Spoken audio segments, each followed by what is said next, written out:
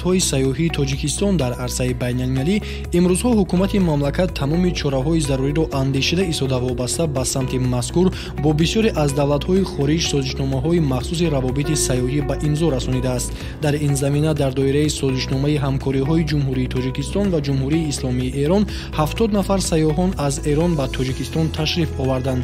Сайёҳон пас аз дидан намудан аз ҷумҳуриҳои Туркманистону Узбекистон тавассути марзи Узбекистон ба Тоҷикистон ворид шуда, нахуст аз маконҳои сайёҳӣ ва таърихиву фарҳангии шаҳри Панҷакен дидан намуданд.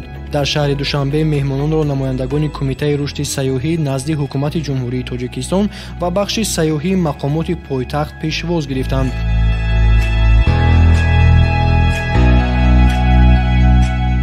бо мақсади дидани зебогиҳои пойтахт ва ошноӣ шудан бо таъриху фарҳанги миллати тоҷик ва аз зебогиҳои кишвари Тоҷикистон дидан кардан, гурӯҳи сайёҳон аз ҷумҳурии исломии Эрон ташриф оварданд ки тақрибан 70 нафарро дар бар мегиранд ва дирӯз ба шаҳри Душанбе ташриф оварданд ва онҳоро қабул кардем. дар рафти боздид тариқи мустақим тавассути сомонаҳои иҷтимоӣ ва бо дӯстону бо пайвандони худ аксу наворҳо фиристоданд ва аз хушҳолии худ ба тамоми мардуми Эрон, ба дӯстону наздикое ки дар Эрон қарор доранд, ба онҳо фиристоданд ва даъват ба амал оварданд ки Тоҷикистон як кишвари зебост. шаҳри Душанбе воқеан ҳам шаҳри диданиву шаҳри гулҳову шаҳри сабз аст.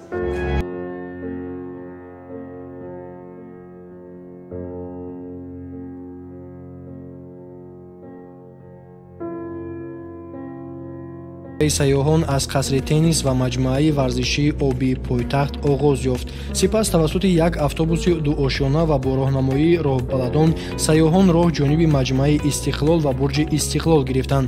дар дохили автобус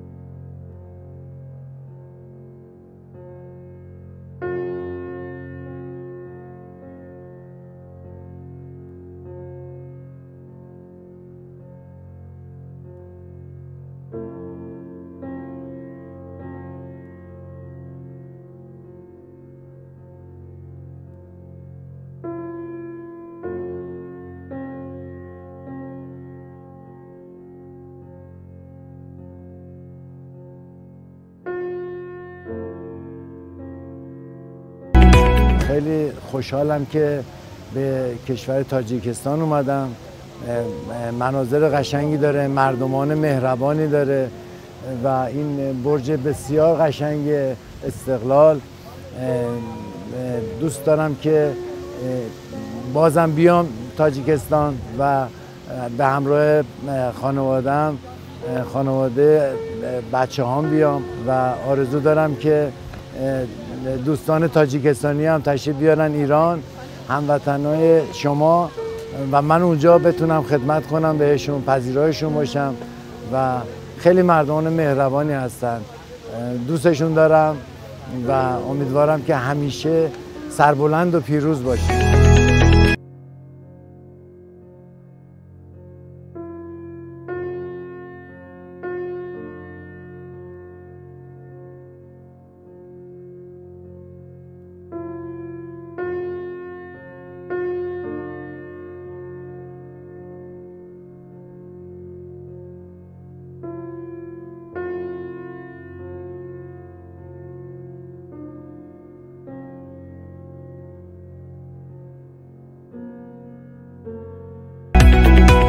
از ترکمنستان، بعدم ازبکستان و بالاخره به تاجیکستان اومدیم.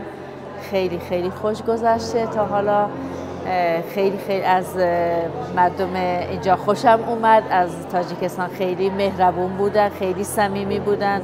واقعا ارزششو خیلی زیاد داشت که ما اومدیم این.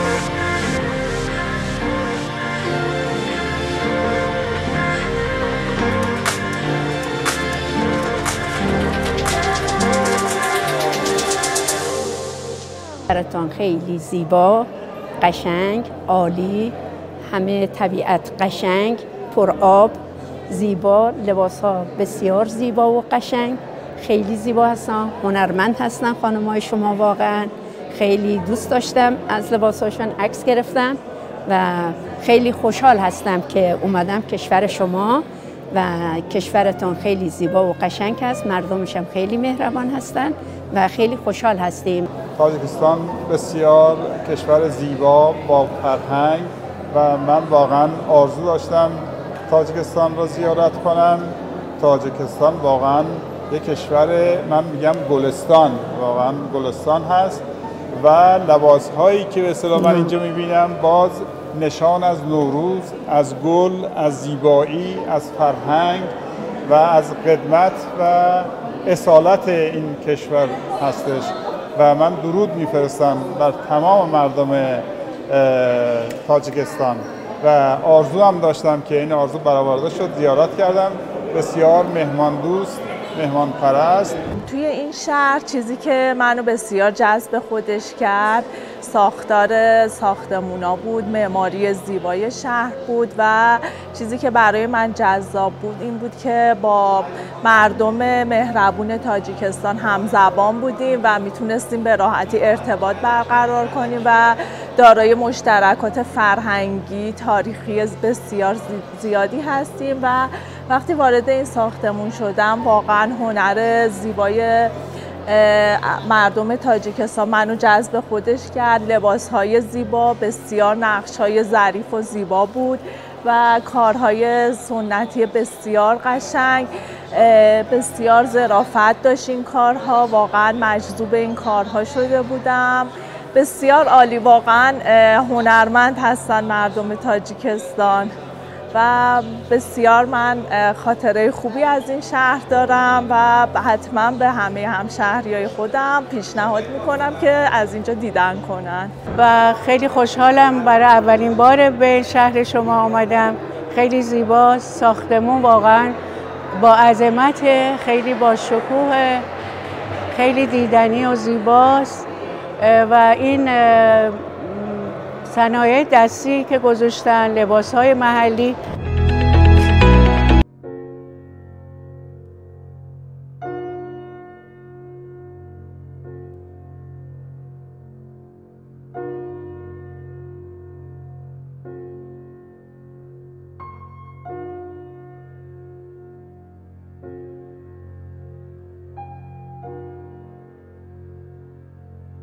ما در این کشور جاهایی که دیدیم رفتیم ایالت پنجکنت و بعد از اونجا رفتیم روستای پنجرود.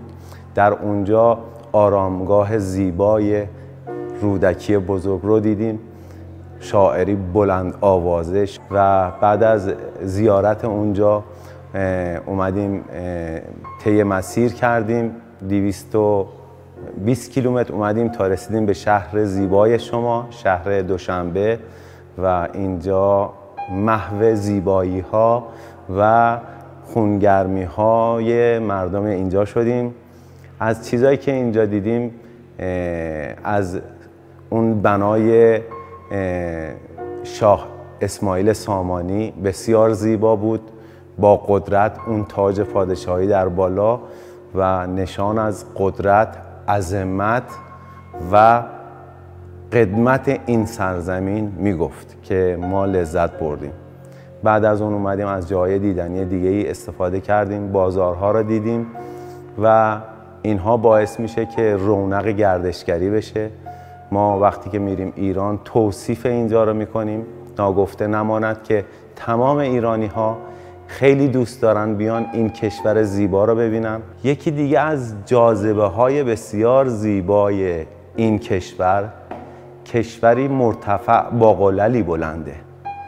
در اینجا ما قله شاه اسماعیل رو داریم که این قله 7495 متره و این قله بسیار بلنده. بجز اینجا این کشور یخچال‌های طبیعی داره. ما یخچال‌ها رو در قطب شمال و قطب جنوب میتونیم ببینیم، اما این کشور نه در قطب شمال نه در قطب جنوبه. اینجا یخچال‌های طبیعی بسیار زیبایی داره که تمام ورزشکاران و کوهنوردان عاشق اومدن به اینجا و صعود از اون قلل و اون یخچال‌ها هستن. یکی دیگه از زیبایی‌های اینجا سد بسیار زیبا نامبر 1 دنیاست که سد شماست که مرتفع ترین و بلندترین سد دنیاست که واقعا اینا مایه سرافرازی یک ملت و افتخار.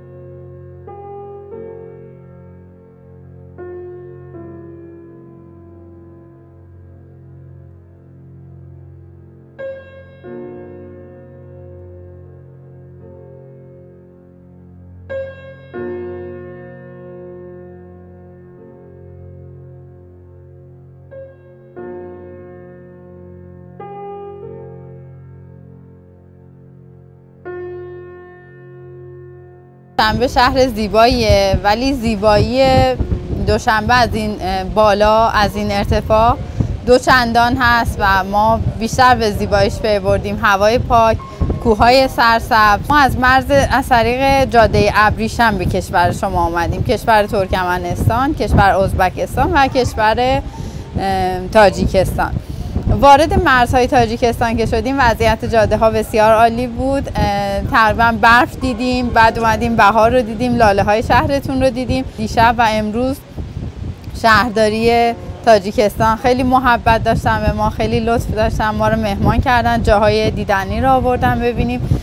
فکر می‌کنم نسبت به اون کشورهایی که قبل از ورود به کشور شما واردشون شدیم، هم مردم خونگرم‌تر بودن و هم امکانات سیاحتی در کشور شما خیلی بیشتر و خیلی بروز.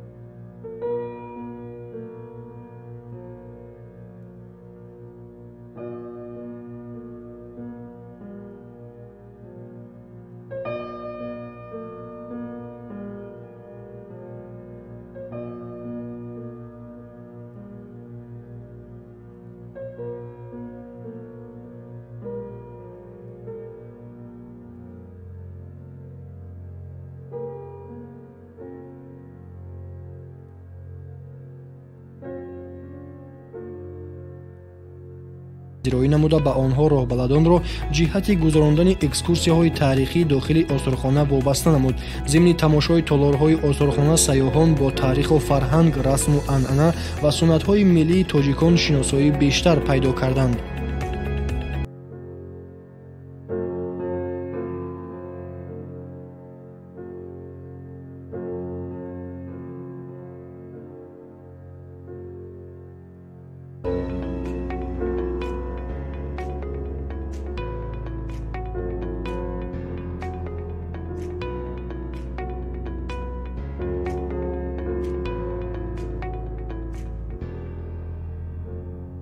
از لحظه اول که اومدیم بسیار لذت بردیم و اینکه امروز که رسیدیم توی این موزه که ما آثارخانه شماست، بسیار اشیاء جالب، گرانبها، کهنه، قدیمی درش یافت میشه که نشان از تمدن مردم تاجیکستان داره.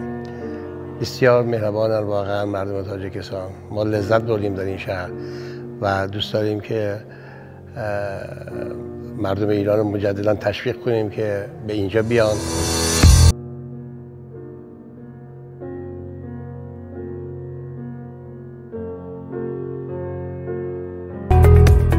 در آخر جانب جمهوری اسلامی ایران ҳавасмандии ватанашонро ҷиҳати тақвияти ҳамкорӣ дар рушди самтҳои гуногуни сайёҳӣ аз ҷумла сайёҳии таърихиву фарҳангӣ, экологиву солимгардонӣ изҳор намуданд.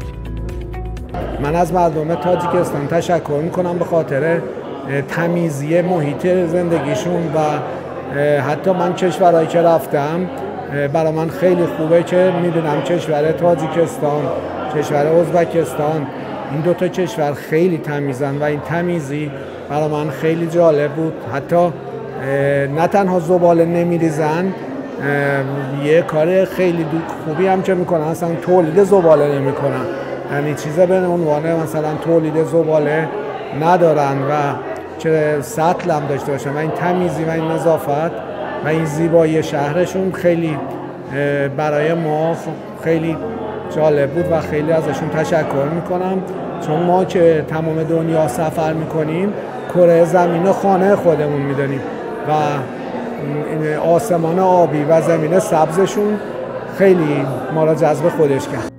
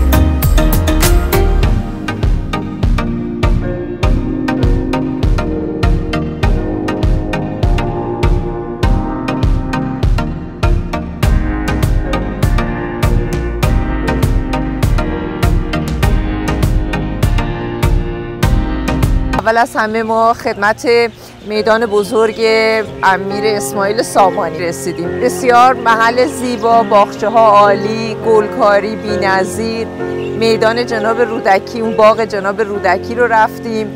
خب ما خیلی به ایشان ارادت داریم. به میدان استقلال بسیار زیبا و با شکوه رفتیم، وارد برج شدیم، بنای عالی. بعد به میدان پرچم رفتیم. میدان پرچم شما تا همین چند سال اخیر میدونم بلندترین پرچم دنیا بوده. در اینجا احساس میکنم واقعا سرزمین شما و مردم شما هم خیلی واقعا مفتخرن به این سرزمین، به این آب و خاک، به این سابقه، به این جریانات سیاسی که پشت سر گذاشتن، به این استقلالی که فعلا رسیدن و به کلاً سیستمی که اینطور در پی آبادی و آبادانی شهرتون رو بسیار تمیز، بسیار زیبا، بسیار مدرن، مردمی بسیار مهمان نواز، بخشنده، مهربان، خوشرو دیدم. زنان تاجیکی بسیار زیبا، لباسهای بسیار فاخر. میتونه واقعا یه نگینی باشه در منطقه، در کل عالم. از اینکه همسایه هستیم با شما، به نسبت نزدیکیم، خیلی مفتخریم به خودمون و امیدوارم که ارتباطاتمون با شما مردم ایران و تاجیکستان ادامه پیدا کنه، ما خدمتتون برسیم، شما تشریف بیارید به کشور ما. ما از سوغات شهر شما به بازارتون رفتیم، بازار مهرگان، از سوغات شهر شما زیاد تهیه کردیم. برای دوستامون در ایران میبریم. امیدواریم شما هم تشریف بیارید ایران، سوغات تهیه کنید برای دوستانتون در تاجیکستان بیارید. خیلی ممنونم از شما. تشکیل چنین خط سیرها در حدود پایتخت این معرفی دستاوردهای ساحه سیاحی پایتخت کشور می باشد و در این زمینه این امکان می دهد که در سطح بین المللی هم در خارج کشور هم توسط مهمانان وارد گردیده سیاحان دیدن میکنند، از امکانیت های سیاحی شهر دوشنبه باخبر میشوند، از زیبایی های آن توسط نوارها دیدن میکنند و با جلب بیشتر سیاحان به تاجیکستان و شهر دوشنبه سبب می شود.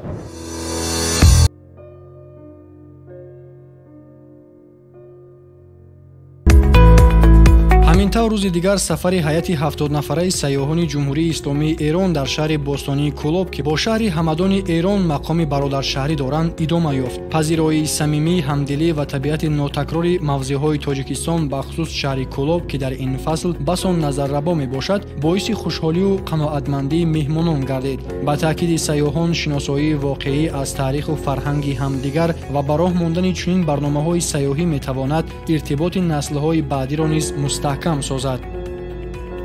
هدف اصلی شناخت و دوستی بین ملت، بین ملت‌های ایران و ملت تاجیکه. ما که اونجا اومدیم می‌بینیم که یک رهبری تاجیک رو داره میگردونه، یک فکری داره تاجیک رو میگردونه و اون فکر خیلی زیباست و اون رهبری معلومه که میدونه چی کار داره میکنه و تاجیکستان رو داره به جای خوبی راهنمایی میکنه و به همه هموطنامون از اینجا اگر شما رو میبینن میگیم که بیاین تاجیکستان. تاجیکستان مهمترین چیزی که داره مردم خوبشه. این مردم خوب یک کشور زیبا رو ساختن و بسیار مهمانپذیرن. در برابر آشنایی از موضع‌های نظربای شهر کلوب، سیر در گلگشت‌های این دیار تاریخی، سیاحان زیارت آرامگاه میر سعید علی همدانی را به جا آورده از احترام و گرامی داشته که مردم تاجیکستان به این فیلسوف مشرق زمین دارند نزدیکتر واقف شده به آن ارج گذاشتند. یادآور می‌شویم که سفر جهانگردان ایران که آن را نمایندگان کسب و کار گوناگون پورا می‌کردند در دایره همکاری‌های سودمند تاجیکستان و ایران و چهارچوبه قانون جهانگردی ایران تحت عنوان کاروان راه ابریشم صورت گرفت. ضمن این سفر درباره ظرفیت‌های سیاحی جمهوری تاجیکستان گفته شد که میراث بوی تاریخی و فرهنگی، طبیعت نادر، کوه‌های بلند و دیگر بخش‌های سیاحی برای به راه ماندن همکاری متقابلا سودمند در سمت سیاحی، اکولوژی، طبابتی و سالمگردانی، سیاحت تاریخی و فرهنگی و اگراری مساعدت می‌نماید. مهمانان رشد اینفراستراکتور معاصر و پیشنهاد خدمت‌رسانی‌های سیاحی را قانع کننده ارزیابی نموده، معرفی فرهنگ ملی، عرف و عادت، هنرهای مردمی، تاریخ و آثار غنی فرهنگ خلق تاجیک را زمینه اساسی رشد سیاحی عنوان کردند. این هیئت توسط 27 عدد ماشین مخصوص سیاحی که در آن شرایط مناسب فراغت و استراحت فراهم کننده شده است جریان می‌گیرد و تا چند روز دیگر تصمیم دارند از موضع‌های تاریخی و تماشاوی دیگر منطقه‌های تاجیکستان دیدن نمایند. همینطور باید گفت که جمهوری تاجیکستان در بین دولت‌های جهان و منطقه دارای طبیعت زیبا، جایهای فرهنگی و تاریخی و طبابتی و استراحتی خیلی خوب میباشد. وطن ما دارای امکانات‌های بزرگ سیاحی است. این تقاضا می‌نماید که این امکانات یا اقتدار را ثمرناک و مقصدناک استفاده برده مملکت خود را در عرصه جهان در برابر دیگر دولت‌های پیشرفته در ساحه سیاحی همچون یکی از مملکت‌های رشد کرده این ساحه برای جلب شماره هرچه زیادی سیاحان از دولت‌های دور و نزدیک و در نوبت خود آنها را از فرهنگ و تمدن عالمشمول مردم تاجیک معرفی نمودن مشهور سازیم.